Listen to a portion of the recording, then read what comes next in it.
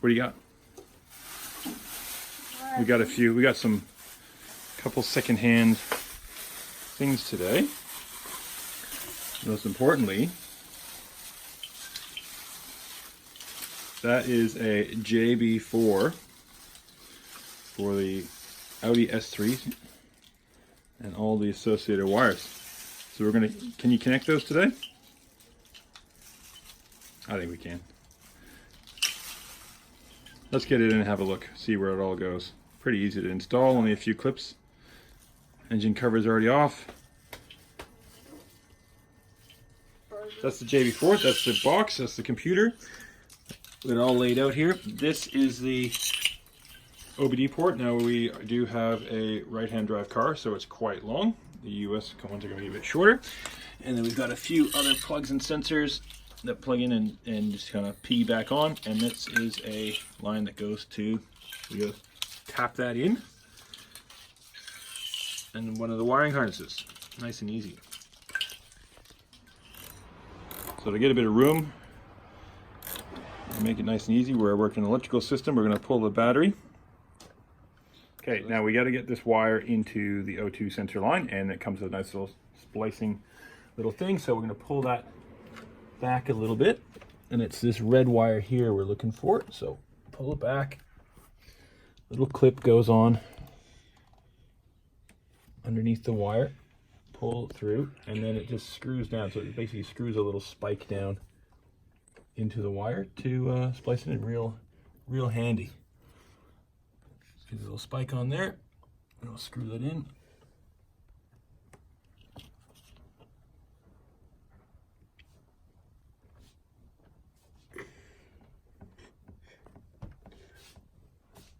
There we go. That is now tapped. Okay, now we got to work on positioning where we're going to put this thing. So most guys put it around their battery. So I've just pulled the battery out,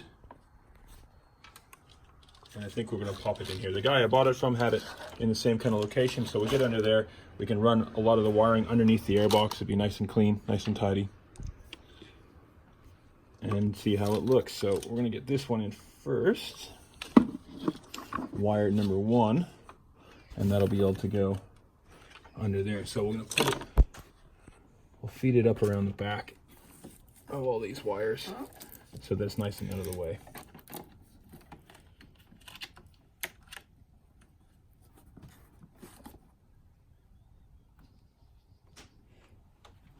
So get that in there, we'll take off this end.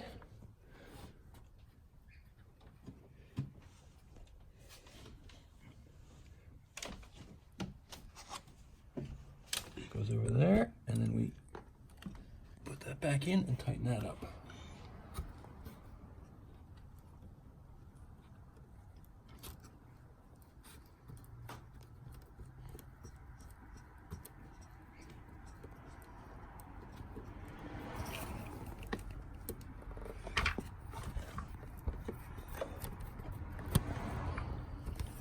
Secure. We are now tapped in. So that little green wire is going to go under there. So we're just going to put a cable tie on it here to neaten it all up. Okay, let's try to get all these wires up underneath this intake pipe. We got a bit of room to pass it through. We might have to do one at a time.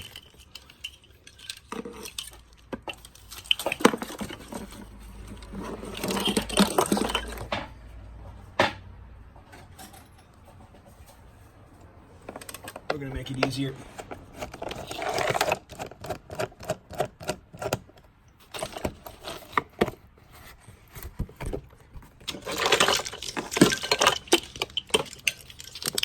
We're going to unscrew that.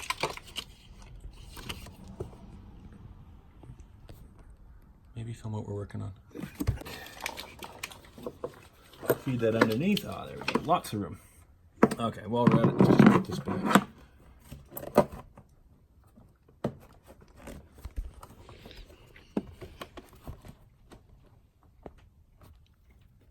Okay, you can pause it. So we have a few different wires, different connectors. They all have unique shaped ends, and they all only go to one place. So we're going to start feeding them through to their various locations, and start swapping them over. Okay. Clips are pretty easy enough to do. You literally just push down and pull out. It's can be easily done as a one-hand job. We'll just put this one on. They're all D-shaped connectors. You can see in there it's like a letter D, and there it's like a D. Just line them up the right way and in they go. Yes, see, one hand, and that goes in here. Clip, done. And then we'll go through. That's the first one done. We're just on the top. We've got another one to do down here. And then there's one down lower, which will feed the there's a longer line because I'm going to feed down through, and then there's another one as well. So one by one we'll go through and we'll connect them all. Easy enough. There's a million videos on this. You don't need to see how to do it. And then we'll start it up, see what happens. Okay, I got a few wires done. I'm just tidying them up, trying to do the neatest path I can as I go. So the one wire comes down here. Not really much point in trying to hide that. I'll zip tie the cable up in a little bit. We've got another here that connects here. So what I did for that, I brought it up and around through here. I just popped that clip open, brought it through, and there's an empty spot there. So I brought it in there underneath and then tucks in nicely. Now the other clip that goes on the top of the motor is over here, right up here. So what I've done, I've just pulled it back through under here, coming up and around, up under all this, and then we're going to connect it at this point here. Nice and easy. So a little bit of just enough slack in the lines to get it there. I'll probably zip tie that up so it's not going to move, and then we'll have to take the lift the front up a little bit, pop the screws off the under tray and do the one that's down below. But nice, easy, quick install on this, and hopefully get some good gains. Okay, under the car, here's the front. You can see the oil pan there, and the wires you can see dangling down here from above, and where they go is right in here. You can see there's a plug there. That's where it's dark, but yeah, that comes out, and then that splices in, same deal as before, and then we're just going to cable tie it, probably attach it to this. There's another loom here, so we'll feed them through so it follows this, and then connects right onto there. Easy. Back on the top, we got that all installed down below. That bottom one was a real tricky one. It needed a little screwdriver to push it in and a wiggle at the same time. It was tricky to get your hands in there. But you can, if I can do it with my big hands, I'm sure you can manage as well. Now we're going to get inside on the driver's side. Of course, it's a right-hand drive vehicle, so we're going to get in there, and then we're going to run the OBD2 cable across the top here, and then in, and then it'll connect to our box we've got down here. So we'll get inside, find the grommet to push through. There's one that kind of pops out behind this heat shield material. There's something down, there's a one down there you can get through. And then we'll pull it up, nice and easy.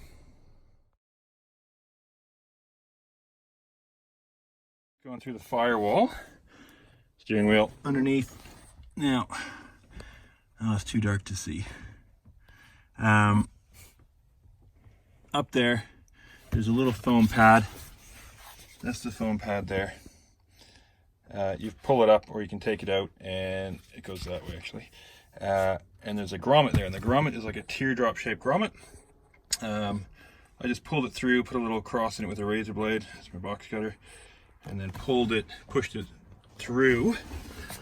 And where it comes out is pretty easy. Remember, this is a Australian spec car. It comes out right here. So that's it. That's I pulled through there. So the hole is just right there at the top of my finger. You can't see, it's just the darkness there, but that's it. So that comes up there, and we're going to run this across the top and over there. Now, I did pull off one of the little, I'm going to run it behind this heat shielding as far as I can. Now, I did take off one of these, which is this little spike there. You can see that little thing that comes out, and that just pushes on there with the 2 layers of heat shielding layered up on it, and that's what holds it in place. So I'll put all that back in, but nice and easy. And I undid a wiring clip here just to get a bit of access. I didn't know where it was coming out. So yeah, really high. I thought it would be lower, but it's just there. So we'll tuck all this through. It's gonna route around here underneath everything. Keep in mind the turbo's there, so it gets pretty toasty, so we're going to try to avoid that. We're going to go up on these wires and then down to our box, and then we're done. Okay, install is complete. I don't have the engine cover on, just why bother. Everything's tight, everything's clipped in. Run the wire through the firewall. What I've done down here, I have just cable tied that. I don't use that battery blanket thing. I've just cable tied that in to some stuff I could get it around. Easy, so it's nice and secure, won't rattle around. And close it up and take it for a quick drive. See how it goes. Okay, we're in. So we have the battery disconnected, so we might get some codes. Let's start it up.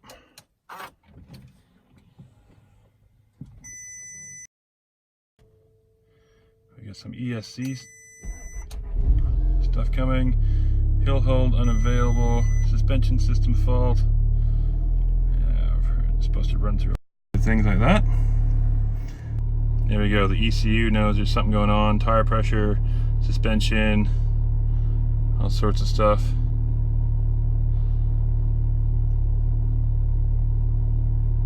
We'll take it for a quick drive.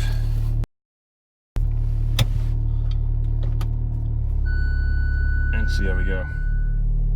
Alright, so after the startup, there was a bunch of codes throwing up. We cleared them all with the OBD11, all good.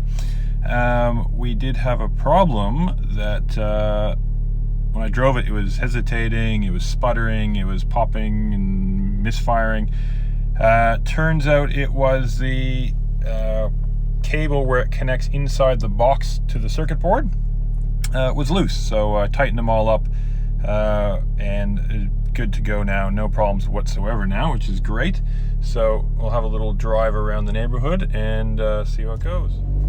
So definitely had to tighten all those connections. I do have the data cable to add as well, so I can change a few things. But the guy I bought this box off had the exact same car, same year, same everything. So everything's just pretty plug and play. It's currently running map 2.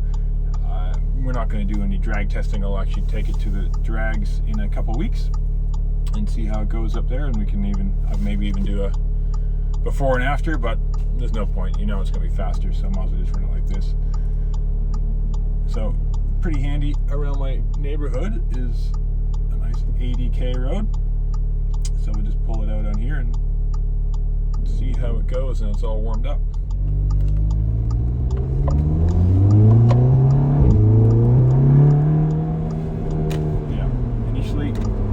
Low down, same. Heaps and more grunt. That's very noticeable.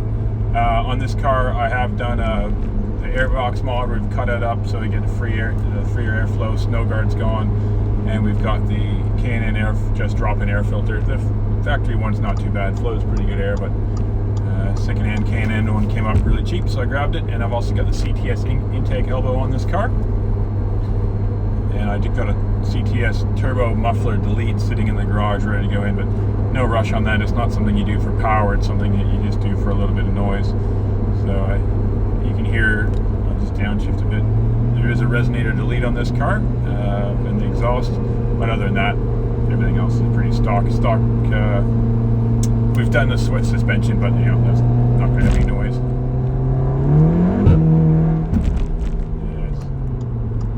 So yeah, definitely an improvement. It's you feel it's quicker. You know, 5 kilowatts you don't feel. 10 kilowatts maybe on the track you can feel it, but with the 30 odd kilowatts that this has given us, it's noticeable. It feels really good. Supposedly, you know, the guy who had this before, his buddy had an RS3, and they had a little couple plays around together, and it was his car was as fast as the RS3, so not too bad, pretty easy. So you know, this is a budget hobby car for me, so being able to pick up that secondhand JB4 made it a lot easier. But if you're looking to do a little mod, and if your warranty is an issue, you can completely remove it. The only giveaway is a little tiny pinhole in the wire, which when we splice the wire in. But if you do it farther up, pull the sheath farther back and do it farther up on that, you can really hide it. You know, they're not going to inspect that far up the sheath to see it. And if anytime you go to get any dealership work done, just undo it. It's pretty easy. You saw how it goes. It's what the like 3 connectors on the 2 connectors on the top of the motor, 1 kind of on the front, and then 1 down below. So it doesn't take long at all. Once you do it once, you'll be pretty quick at it, and you'll be able to take it off anytime you need to go to warranty work, and a great way to preserve your warranty. For that, it's a map too. It's a known map.